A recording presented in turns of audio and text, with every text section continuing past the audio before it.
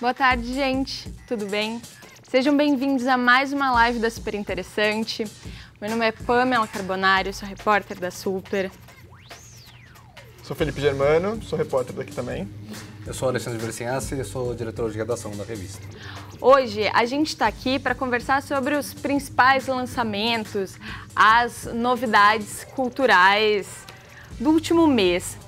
Inclusive, no último mês, em agosto, a gente fez um vídeo parecido sobre os principais lançamentos literários e era um vídeo experimental, até prometi, olha, quem sabe nos próximos terão outras pessoas aqui para conversar sobre isso conosco. Eis-nos aqui para falar sobre filmes, livros, séries, todo o conteúdo de cultura que a Super Interessante cobre. Mas hoje vamos começar com filmes, né, Germano? Filmes.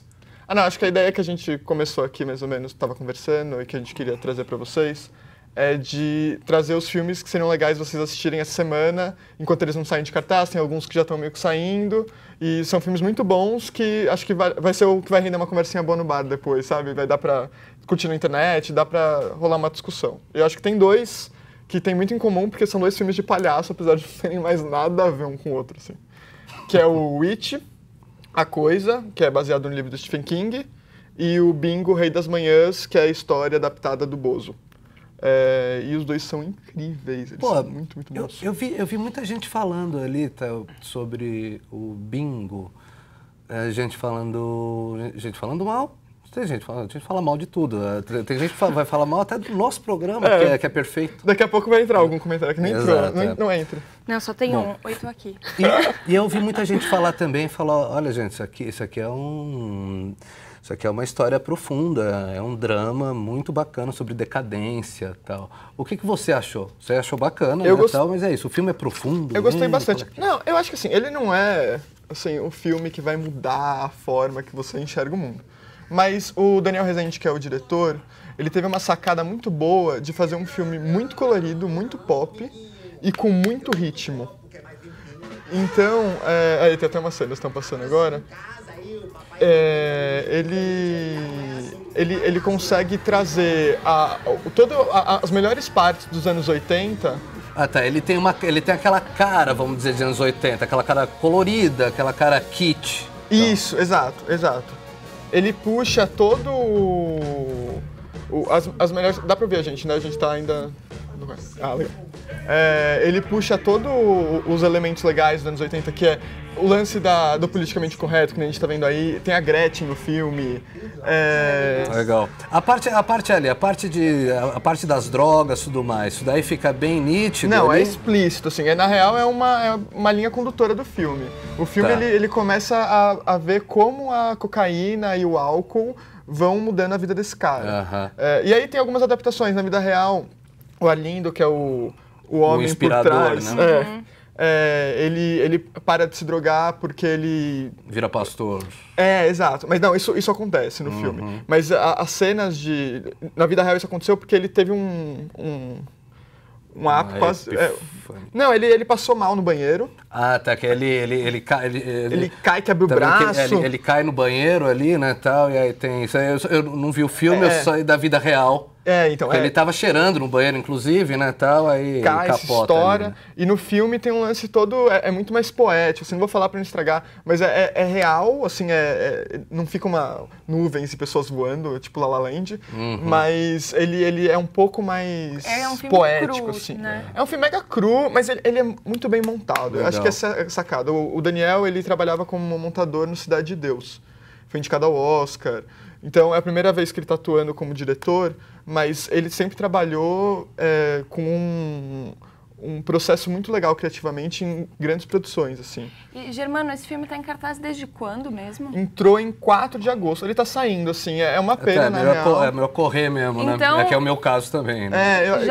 Desculpa te interromper, mas como já tem um mês e pouco, muita gente já viu. Se você que está nos assistindo já assistiu, deixa nos comentários, conversa com a gente, que isso enriquece muito a nossa conversa aqui também. Não, com certeza. E é um filme que, isso, ele não tá... as salas de cinema já estão acabando, as produtoras estão tirando das salas, E é uma pena, assim, porque é um filme brasileiro muito, muito bom e que talvez não esteja sendo levado tão a sério, porque ele não é um dramalhão...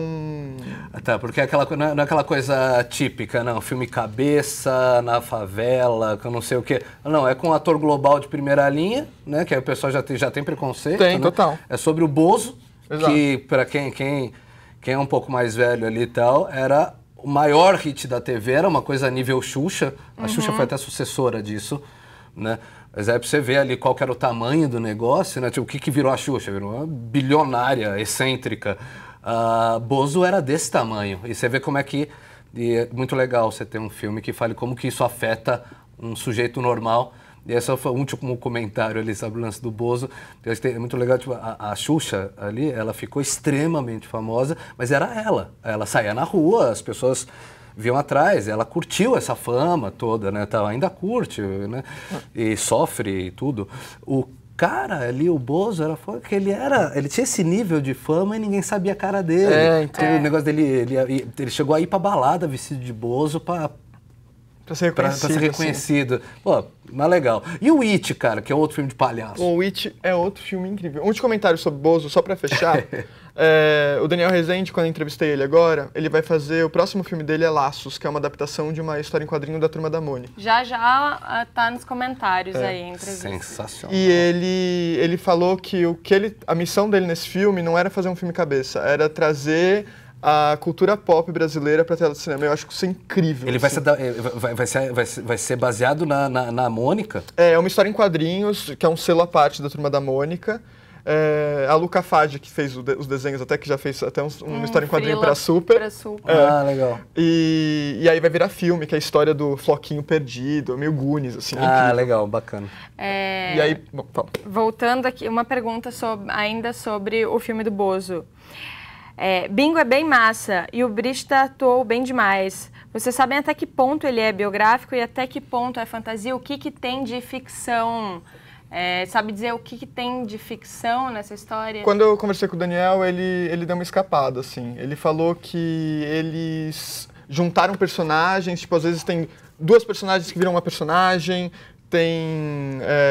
que nem essa cena da queda dele no banheiro não é exatamente isso que acontece no filme, mas o que aconteceu? Eles entrevistaram o Arlindo por 4 horas, e aí todo o roteiro foi montado em volta dessa entrevista. Então tem muita coisa real, tem liberdades que eles tomaram para tornar o filme mais palpável, né? Porque também não é uma biografia. Tem até uma cena que só para completar a pergunta, tem uma cena que o Arlindo Barreto falou, não, isso não aconteceu. Foi uma que você tem uma cena em que o nariz dele começa a sangrar nessas gravações de manhã, que é o que acontece com o usuário, né? Com o usuário constante de cocaína. E aí ele falou, não, isso não rolou. O filme é bem realista, mas tipo assim, isso não rolou. Isso, né, vai ao encontro do que você está falando. Exato.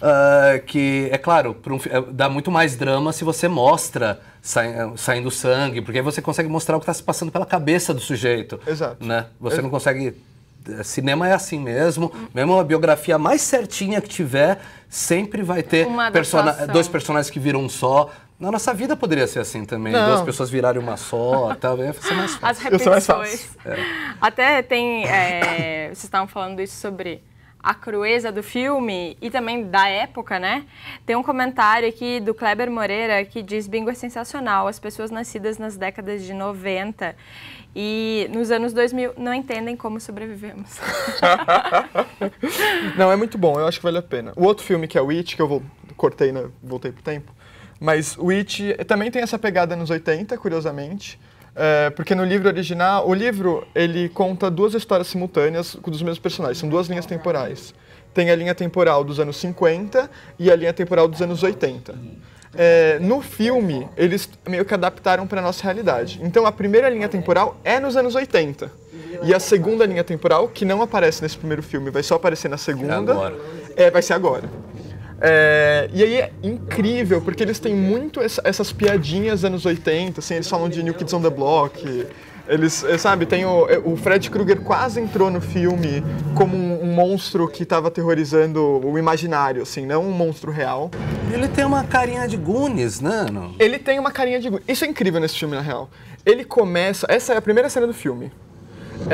Ele começa absurdamente assustador, assim. Engraçado que isso é até um tipo de tomada que o Spielberg faz muito, que é colocar a câmera no ponto de vista da criança, né? Colocar a câmera bem embaixo. Isso. Você dá pra ver que os caras meio que usam um pouco também.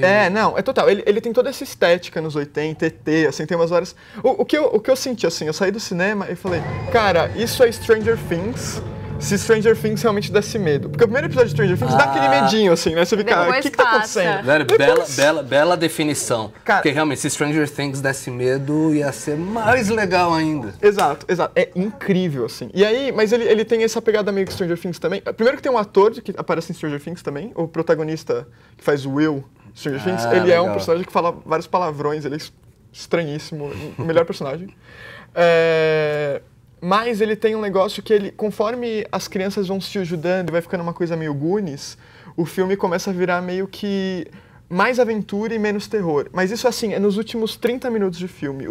Outra 1h30 assim, eu fiquei na cadeira do cinema grudado, assim, sabe? Mas é isso, quer dizer, quem tem medo de filme de terror, não vá ao cinema. Não, eu acho que vá, assim. É o tipo de filme de terror que você vai sentir medo, mas você vai se divertir. Eu acho que tem filme de terror que ele tem o jump scare, que é um gatilho que filme de terror usa muito, que é um truque fácil. Que é, você mostra uma torradeira, assim, e aí fica 5 segundos de silêncio na torradeira, e aí o pão sai e faz pá! E aí todo mundo pula pra trás, assim, sabe? No primeiro ano da escola de cinema, os caras ensinam como é que faz. Né? Exato. Esse filme, ele não usa esse recurso tanto. Maravilhoso. Tem cenas que você dá um sustinho porque é brusco. Sim, mas não é o susto gratuito. Não é o susto gratuito. Que pra quem começa a ficar minimamente acostumado, começa a não assustar mais. Também, você começa a sacar a trilha sonora subindo e fala, vai aparecer o bicho. Mas não, esse não. Não pulo mais na cadeira. As câmeras são fechadas, então você nunca sabe se o fantasma pode... O fantasma não, o palhaço ele pode estar aqui, assim, ó. E você só vai ver quando ele virar. E às vezes vira e não tem nada também, entendeu? Animal, quer dizer, ele é bem filmado, dá medo e é fofo. Quer dizer, é pra assistir mesmo. É esse combo, Legal. Isso. É isso. Vamos... Livros? Para os livros, então, que estamos com o tempo apertado aqui. O tempo, né, tipo... O tempo é relativo, como diria ali. A gente vamos apresentar alguns livros aqui. VaptVupt, rapidinho assim, então. Bora. A gente vamos colocar. Então são os livros livros legais que têm chegado na redação. Um bastante legal aqui é esse, o Mistério Quântico, de 2 autores espanhóis. Uma coisa que é muito legal é que o mundo precisa, né? Tá? O mundo precisa de mais livros de divulgação de física quântica. Pelo simples fato de que física quântica, né, é o assunto mais complexo que você tem na natureza. Ele coloca coisas do tipo, né, se no mundo das partículas ali, as coisas meio que existem em 2 lugares ao mesmo tempo. Você tem toda a lógica, né, tal do nosso mundo, ela acaba, né, no mundo das partículas. E é uma coisa muito difícil de entender. Tem alguns autores ali que conseguem explicar isso de um jeito um pouco mais ok. E eu acho que esse é um dos bons exemplos que a gente tem no mercado, né? O Mistério Quântico, da editora Crítica. Só fazendo um link com esse, então, de bons exemplos de pessoas que conseguem explicar coisas difíceis com uma linguagem bacana, é esse aqui, A Vida Secreta da Mente. Você está dando para ver aqui. O autor, ele é argentino, mora na Espanha já faz um tempo. Ele é formado em física, mas tem toda uma carreira na neurociência. E esse livro, quando a gente fala de neurociência, às vezes parece que é um conceito muito distante, mas ele dá vários exemplos práticos de como a gente pode ensinar o nosso cérebro para aprender melhor. Ele tem um pouco disso. É incrível, sim, para editar, fala de memória também, então ele dá o exemplo que a nossa memória funciona como um arquivo de computador, então a gente pode entrar lá e editar, por exemplo, um evento traumático, um acidente, não quero lembrar de um acidente. Então... acho que tem um exemplo ali que acho que pega bem, né, nessa linha de edição de memória, é um que a gente tratou em algumas matérias aqui, e que está aqui também, né? Exemplo prático ali, né, tal, tipo, vai tirar férias. O que é melhor? Você tirar 30 dias ou você tirar 3 de 10? Se tiver com dinheiro para poder viajar, tudo, então tira 3 de 10, porque aí na tua memória você vai ter ido para 3 lugares. Se você tiver ido para um lugar só, dali 2 anos, você nem vai saber quanto tempo você passou lá. Mas aí no futuro, se você for para 3, vai parecer, 2017, foi aquele ano que eu fui para tantos lugares diferentes, conheci tanta gente. E isso vai aumentando tua média de felicidade, teu índice de felicidade bruta vai aumentando. Isso é legal. Bacana. Isso é incrível, né? Vamos saber para as próximas. Já tirou 20 agora, né, Pamela? Tá complicado. Já gastei. Mas outra coisa muito legal desse livro também, que não é spoiler, tá? Vou falar, é da metade pro final, mas não é spoiler, eu falei de como a gente aprende, mas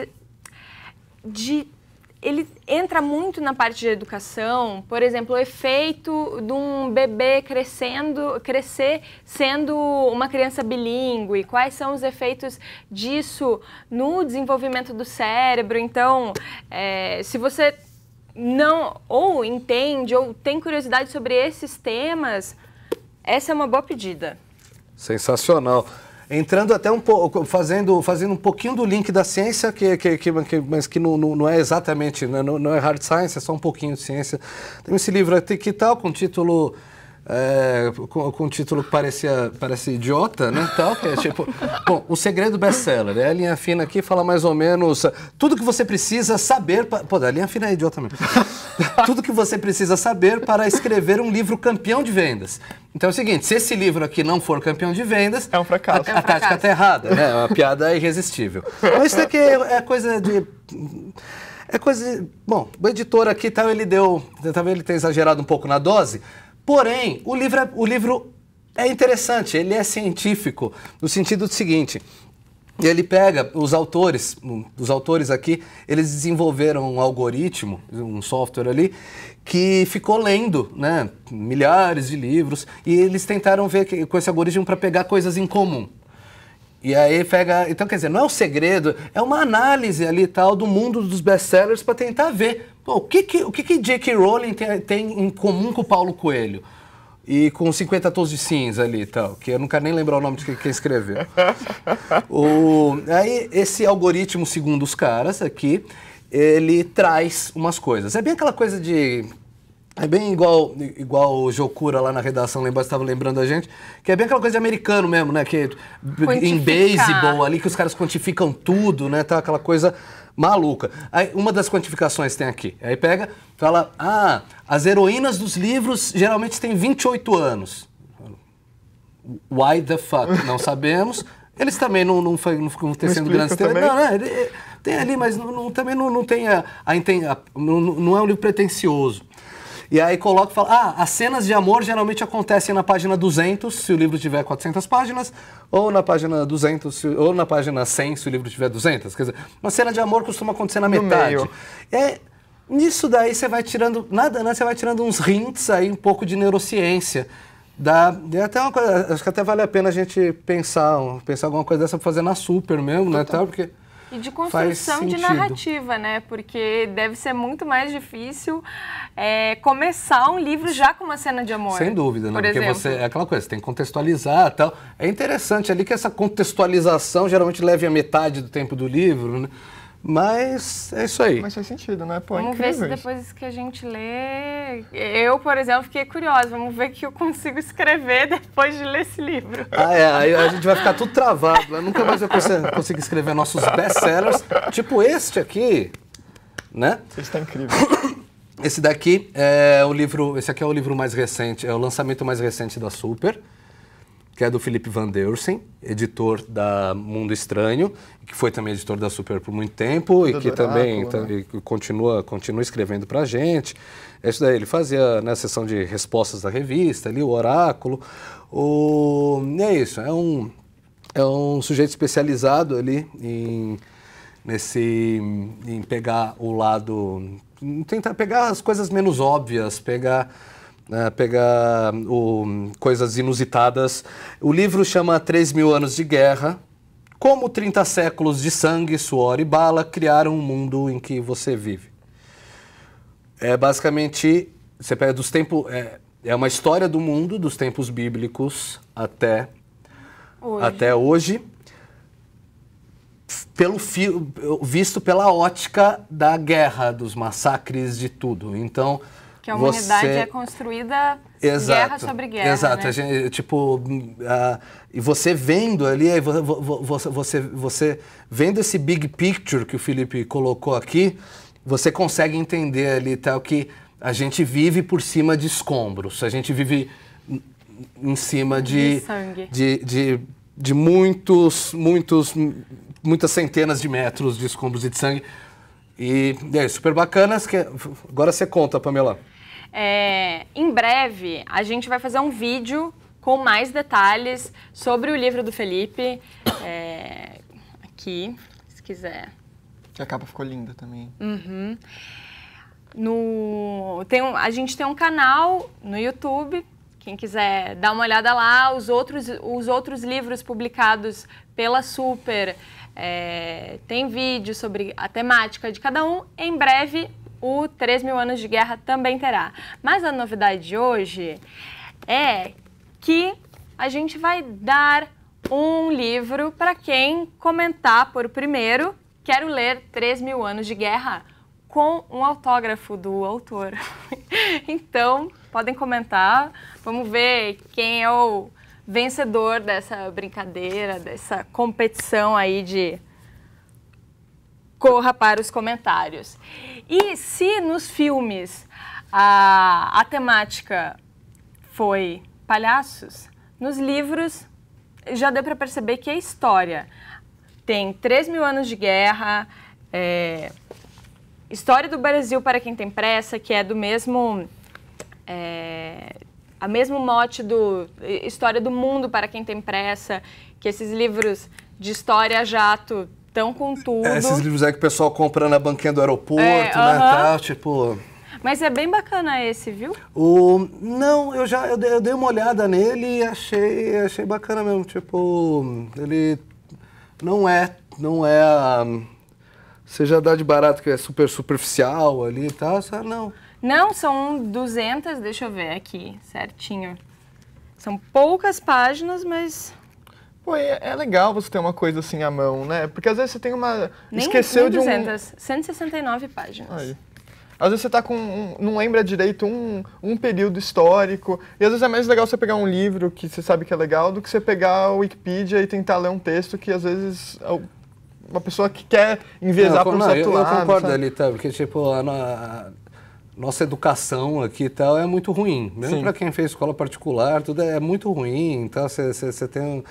E aí, é bom que chega uma hora, assim, para você pegar e querer, pelo menos, ter uma base ali, tá? Tentar entender. Não, vou tentar entender a história do Brasil de 1500 até... de 1500 até o século XXI. Então, se você ficar pegando ali, tal, tipo, coisas... se você for pegar coisinhas separadas no Wikipedia, você nunca vai entender o contexto de cada coisa. Exato. Então, é importante você ter um momento que você relaxe. Isso daí, que acho que em 2 horas, 3 horas, você mata um livro desse e você sai da viagem. Engarrafado. Pois é. Vão até o Nordeste, já consegue ler. Pega um busão daqui pro Tatuapé, já tudo aí. Dia de chuva aí. Maravilha. Aí dá pra ler até esse da África. Vencedora do livro? Do livro. Adriciane Portela. A gente vai entrar em contato contigo para pegar os teus dados certinhos, teu endereço. Rapidinho mesmo, Adriciane. Poxa, arrasou. Um segundo. Tem várias aqui, ó. O mundo não é só dos espertos, é dos rápidos também. Outro livro de história. É isso aí. Que aí ele realmente é um pouco mais... tamanho às vezes é documento, né? Tá? Tipo esse daqui. Então estamos apresentando aqui um livro grande. né? Esse livro grande, além de ser grande, ele tem uma particularidade interessante, que ele é centrado na história da África. É muito legal você ter um bom livro de história africana, simplesmente porque para você saber a história da África, geralmente você tem história da Europa, você tem história dos grandes impérios, principalmente, né? Você tem história do Brasil, história dos Estados Unidos ali e tal, e sempre vai ter um pouquinho de África lá no meio, ela vai estar ali, mas nunca é o ponto focal. Então, é muito interessante você ter alguma coisa que o ponto focal seja ali para você conseguir entender. É óbvio, né? Você precisa. A gente tem visões eurocêntricas, tem visões brasilcêntricas, tem visões apesar do autor ele não é africano, né? Sim, mas ele poderia ser marciano mesmo. Mas pelo menos é sobre a história da África. Não, exato, que aí é uma coisa que fazia falta, que faz falta, né, tal, mas que é legal você ter agora em português ali, né, tal, para uma boa editora aqui, sendo pela Zahar. Então, dei uma olhada dei uma folhada na livraria ali, que acho que vale a pena. Pô, é importante, grandes né? livros grandes e grandes livros pequenos. Só outro exemplo, a gente já está encerrando de história, esse aqui, do Czarismo ao Comunismo, que, claro, não é coincidência nenhuma. Aqui, voltar. Não é coincidência nenhuma esse tema, porque esse ano a Revolução Russa completa 100 anos e a gente também fez a nossa edição de comemoração, então você escolhe, né? É isso aí, nossa capa é muito mais bonita. Muito né? mais bonita, não tem comparação. E eu acho que, né, você consegue dobrar assim, se quiser colocar na mala. Colocar na mochila, levar. Tem vantagens não faltam. Todo mundo muito imparcial aqui. Bom, gente, era isso. Nesse mês algumas coisas ficaram de fora, mas também estamos com o tempo apertado. Podem deixar nos comentários as opiniões de vocês, se vocês leram esses livros, viram, assistiram os filmes ou estão curiosos para ver, conta pra gente. E também, pro próximo, pode deixar nos comentários, o filme que vai estrear mês que vem, se vocês puderem falar. A conversa com vocês é muito importante pra gente. Um abraço, obrigada pela atenção, pela paciência e até a próxima.